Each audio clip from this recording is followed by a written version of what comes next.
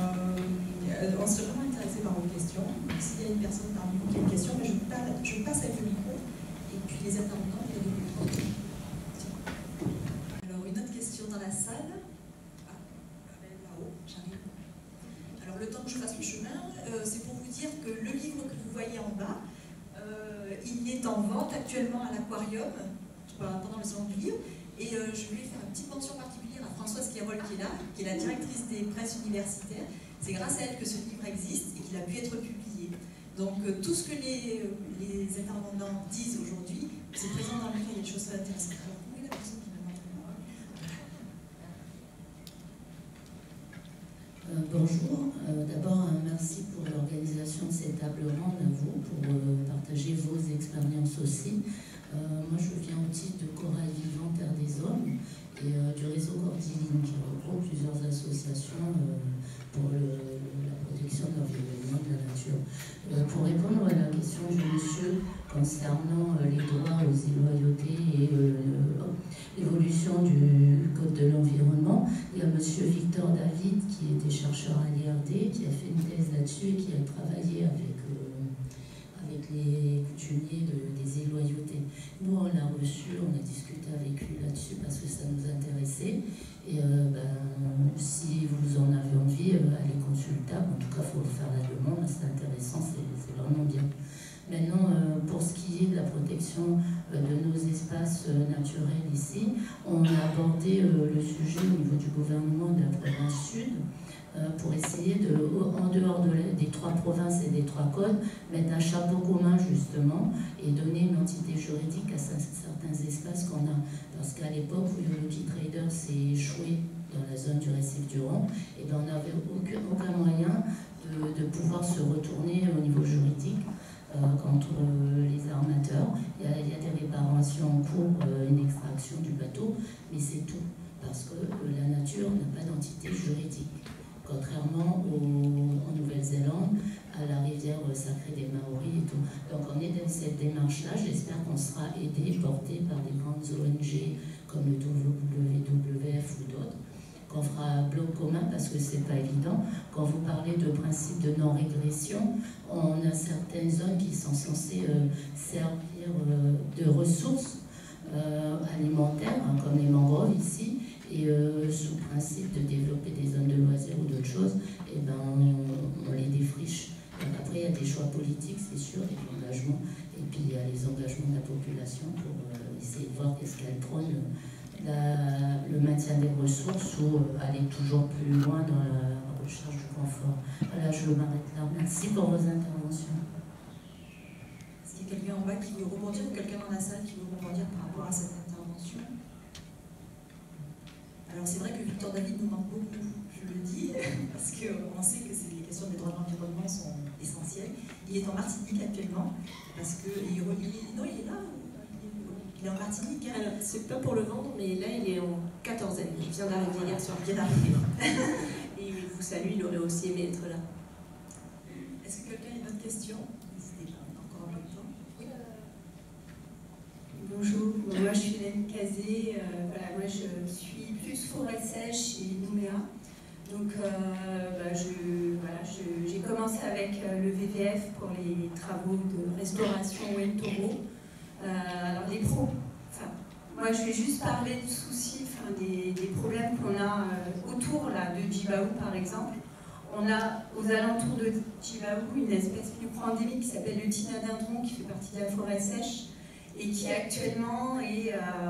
en fait en 2015 j'avais fait un inventaire pour la mairie de Nouméa et juste à côté là vers la plage Mille il y avait une population avec peut-être une centaine d'arbres, pas tous adultes, hein, mais vraiment quelque chose de remarquable avec plus d'une dizaine d'espèces. Et dans mon rapport, j'avais alerté la mairie sur l'exceptionnel, sur le fait que c'était exceptionnel. J'ai fait aussi la carte aux forêts sèches. Il y a pas mal d'endroits à Nouméa, en fait, où on a encore des restes de forêts sèches qui sont remarquables avec des espèces micro-endémiques. Et quand on est revenu avec le projet Sève en 2017, en fait, à cet endroit-là, il y a des champs d'ananas, en fait. Ça a été défriché à blanc, et en fait, il y a quelques arbres qui restent. Et donc les gens des squats qu'on a croisés, ben, en fait, on les a alertés sur le fait qu'il y avait une espèce micro-endémique. Là, c'était des gens qui viennent de Thio, Burundi, donc ils ne savaient pas que cette espèce, elle était rare et tout. Et bon, finalement, il ne paye pas de mine, donc il se fait couper. Et quand on leur a dit, là, vous avez quelque chose d'exceptionnel, ils ont dit, ok, on va le protéger. Mais dans les squats, en fait, ça tourne, et du coup, en fait, il y a plein de gens qui arrivent et ils défrichent. Et il y a une pression, en fait, sur ces petits bouts de forêt sèche exceptionnels. Et bon, moi, j'aide aussi des associations comme Homo Vivus. Ouais, ok. Et juste, le travail de restauration de ces forêts, c'est énorme, c'est vraiment compliqué. La forêt sèche, quand on la coupe, pour moi, elle ne repousse pas. C'est comme si on exploitait une mine, c'est pas renouvelable. Et qu'est-ce qu'on peut faire pour arrêter de défricher et protéger ces bouts de forêt sur Nouméa, Grand Nouméa? Peut-être que c'est Nathalie Bayon qui peut, ou Hubert. Qu'est-ce qu'on peut faire, justement? Juridiquement, je ne sais pas. Moi, j'en ai tout le monde. C'est vrai que juridiquement, moi, je peux difficilement répondre. La forêt sèche, là, c'est plus de question juridique. Elle est entièrement protégée au titre d'écosystème protégé dans le code de l'environnement de la province sud. En province nord, ce sont les espèces de forêt sèche qui sont protégées via le code de l'environnement. Donc effectivement, on est bien là dans du réglementaire. Je sais pas, peut-être si... Je vais essayer, mais j'ai peur de ne pas satisfaire votre ambition. C'est que le droit, hélas, c'est pas un garde du corps tout de noir vêtu qui va, avec la plus grande des vigilances et des rigueurs, protéger tous les spécimens qu'on entendait protéger. C'est un outil virtuel. Et quand on parlait tout à l'heure de chercher des outils justement pour améliorer son efficacité, celui dont on n'a pas parlé, mais qui est le premier, c'est l'éducation au développement durable. Effectivement, si les gens ne sont pas informés de la vulnérabilité de certains espaces, de certaines espèces, ils n'ont aucune chance d'avoir que ça leur traverse l'esprit de le protéger.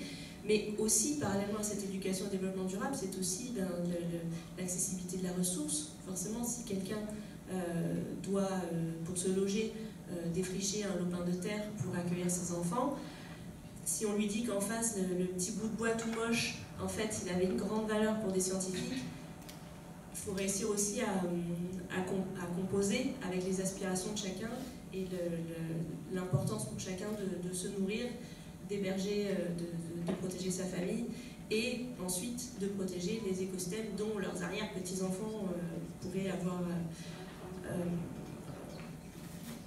pourraient bénéficier.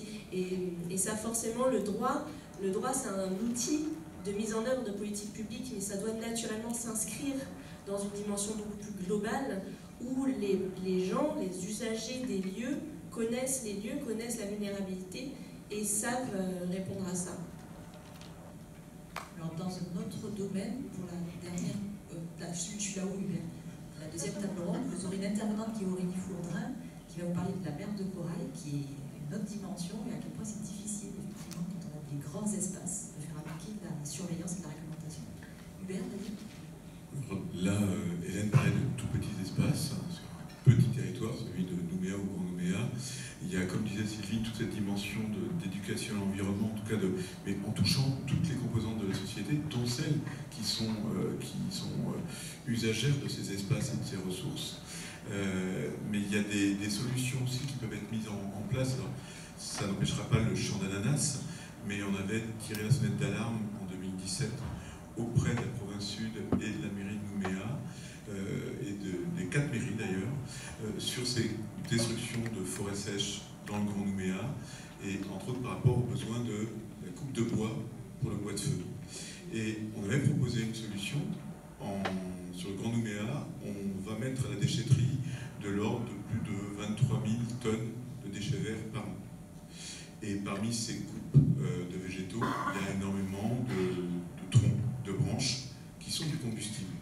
Et donc on a du combustible à offrir aux gens qui va pour grande partie, alors il va être recyclé de plus en plus, mais il allait à Gadji. Et à côté de ça, les gens ils vont se servir dans les derniers morceaux de forêt sèche. Donc là, il y a aussi à rechercher, à s'intéresser à comment fonctionne notre éco-socio-système pour mettre en face des gens les bonnes solutions et désamorcer. Ils ne coupent pas pour embêter les gens ou quoi que ce soit, ils ont un besoin. Comment pour répondre à leurs besoins, tout en répondant à nos besoins, celui de préserver un patrimoine commun. Merci. Alors je vais poser ici une dernière question, parce que en fait, il y en a une dizaine, mais parce qu'après il y a l'autre table ronde, donc on pourra poursuivre la séance de questions. Voilà. Bonjour à tous, merci pour cette table ronde de rendez-vous de l'Action Biosphère. Donc je vais devoir être très bref. C'est toujours un peu comme ça. Alors une table ronde, ça part du principe où elle est ronde, donc il n'y a pas vraiment de prioritaire, c'est-à-dire qu'il n'y a pas de chef d'orchestre en bout de table.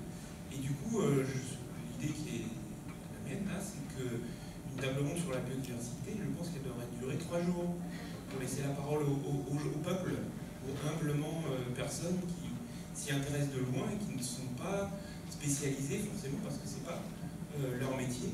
Je pense qu'ils ont des solutions à proposer et que leur écoute est tout à fait intéressante si on s'en réfère à la petite expérience qui a été menée en métropole avec les gens à côté, vous savez, tirés au sort, et puis il y a eu 200 personnes, je crois, qui ont proposé des solutions. Malheureusement, bon, elles n'allaient pas dans le sens de la politique globale, du coup, elles n'ont pas été retenues.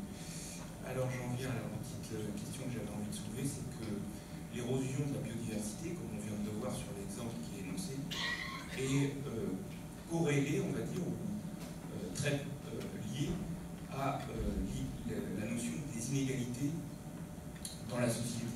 Et là, c'est tout à fait intéressant parce qu'on aurait pu attaquer sur cet angle-là les inégalités qui défavorisent donc toute une grande partie de la population. Je rappelle qu'on doit y avoir à peu près 60 000 personnes en dessous du seuil de pauvreté dans le pays.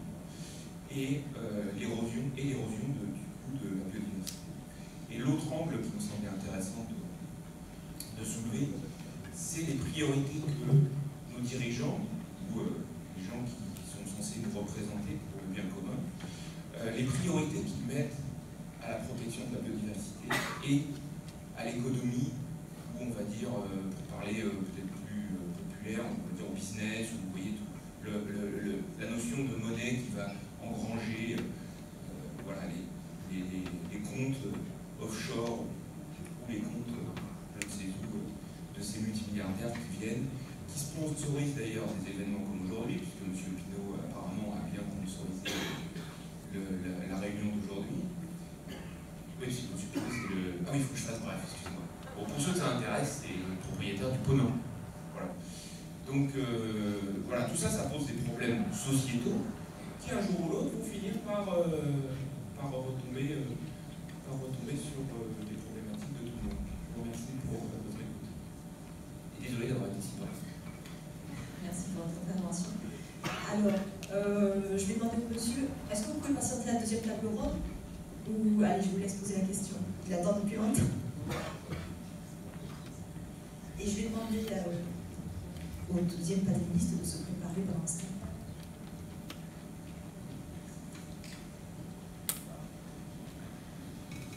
Je vais essayer de faire court. Donc, moi, je suis M. Noulangren, je suis secrétaire de l'association Route qui vient du nord-est de la Montagne. Ce que j'ai retenu au début de cette session, c'est le mot connaissance. Par expérience, c'est vraiment le mot que nous, on pense qui est très très important, parce que la connaissance, elle va à plusieurs niveaux. Il y a des connaissances scientifiques, mais même pour moi, ce n'est pas toujours évident, mais il y a aussi des connaissances de la base, du terrain. Et nous, on a justement eu une expérience la semaine dernière. On a travaillé depuis plusieurs années sur l'inventaire de la mangrove à Tours. Sur plus de 400 hectares, il y avait 2% de dégradés, avec un projet avec BSF européen. Ensuite, on a fait appel au ministère de l'écologie et de la transition pour avoir également des fonds pour ressaucer cette mangrove et faire appel aussi de reboisement au bord des forêts. Et en parallèle, quand on faisait ce projet, il y a eu de la mangrove qui avait été coupée autour de la piste d'aviation de Tours, des espèces protégées, et malheureusement pas en plus des services de la province. Donc on voit qu'au niveau connaissance, c'est très très important. Il faudrait qu'on va se voir vendredi prochain avec l'accord de la province, un service en plus de la direction et de l'aménagement du foncier, pour pouvoir travailler sur cette problématique. on s'aperçoit qu'à l'intérieur du service de la province, eh bien, ils n'ont pas la connaissance de réglementation du code de l'environnement de leur propre province. Et donc on doit se voir pour vraiment travailler là-dessus, parce que je pense que c'est vraiment important. Et ça met un peu en contradiction le travail que nous, on a fait à l'association de planter donc, de la mangrove et de protéger la forêt. Donc je vous dis, le mot connaissance, au début, c'est le mot qui m'a vraiment frappé par rapport à l'ouverture de cette séance. Et il faut continuer à travailler sur ça à plusieurs niveaux. Je profite avec le micro, parce que je ne vais pas le reprendre plus longtemps, l'initiative éditoriale, il s'appelle l'espace pour d'autres personnes, à 13h de venir nous rejoindre pour faire une plantation de mangrove qu'on va faire dans un espace ici. Cette mangrove, on a amené des propagules de tout haut. Il faut savoir que pour pouvoir ramasser ces propagules, il faut une réglementation aussi. Donc notre association, on est très strict là-dessus, de suivre toutes les étapes. On a fait une demande à la province Nord, ça nous est accepté pour l'accueillir. En plus, nous, on est en avance là-bas par rapport à ici. Pour le transport, il a fallu aussi qu'on fasse le nécessaire pour voir qu'est-ce qui existait. On s'est rapproché aussi de la province Sud pour dire que oui, sur le transport, on pouvait aussi transporter. Donc je vous invite après-midi de nous rejoindre dans cet espace avec SOS Mangrove pour participer à cette plantation. Merci. Merci monsieur. Voilà, donc on a terminé cette première table ronde. Je tiens vraiment à remercier les panélistes pour tout leur travail.